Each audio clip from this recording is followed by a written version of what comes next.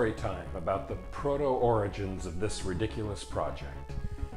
Welcome to the Time Treadmill. I'm Ron, and these are my sweaty thoughts about Doctor Who.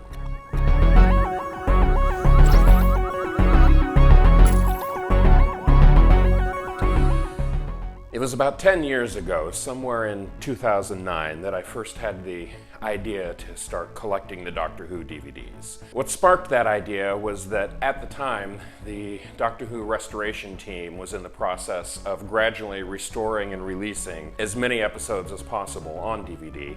And that particular month, the big release was The Web Planet. This, of course, is the first Doctor story that I just started this morning. And it was a cheap DVD. It was only like, if I remember right, it was $13, $14, and I looked at it and I thought, you know, what if I bought a new Doctor Who DVD every month? And I would either buy whatever new one was just released that month, or I'd pick a different one that was out with a story that was interesting to me. And I kind of thought about it, and I was like, nah. And then around the next month or two was when I really started buying them on a regular basis and filling out a huge collection. But I didn't actually buy The Web Planet because, I mean, look at this cover. Look at these stupid ant monsters. Look at these ridiculous moth people. I mean, look at this potato bug thing. This was obviously, to me, kind of the epitome of really bad classic Doctor Who with wobbly sets and papier-mâché monsters, and it just didn't look interesting to me. I will tell you, I was completely wrong, and it took me about 8 years to realize that. But in any case, I started buying more and more Doctor Who DVDs, and of course I was buying all of the modern series sets as they came out, and then I was filling in the classic stuff as best I could. I started getting long continuous runs, and eventually I started sort of filling in from the ends into the middle, because at the time, of all of the Doctors, the third Doctor was sort of my least interesting one, and again, I was wrong. But by the time I got to the point of really starting to fill in the gaps, that's when the DVDs started going out of print. The ones that went out of print were the ones that people looked at and said, that's crap. That's the worst of classic Doctor Who. You can already guess which was one of the first ones to go completely out of print,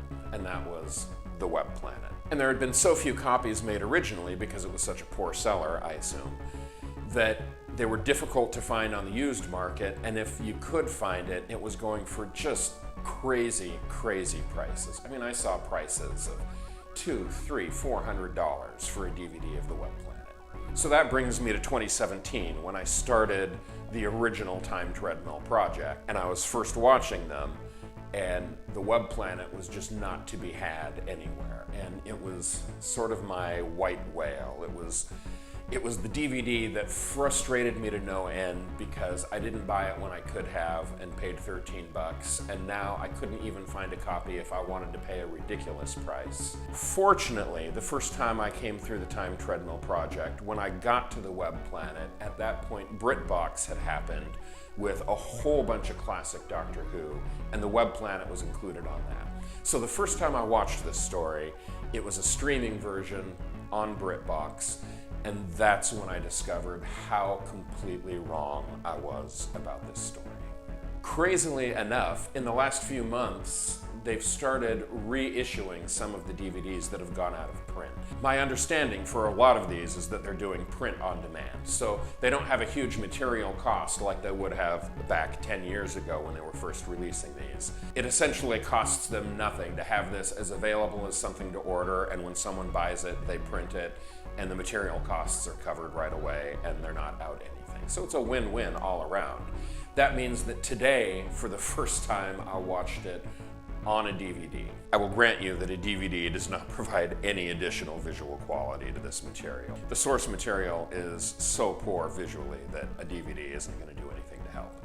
But it is nice to finally have this as a physical object that I can hold on my hand. Like, I finally caught my white whale.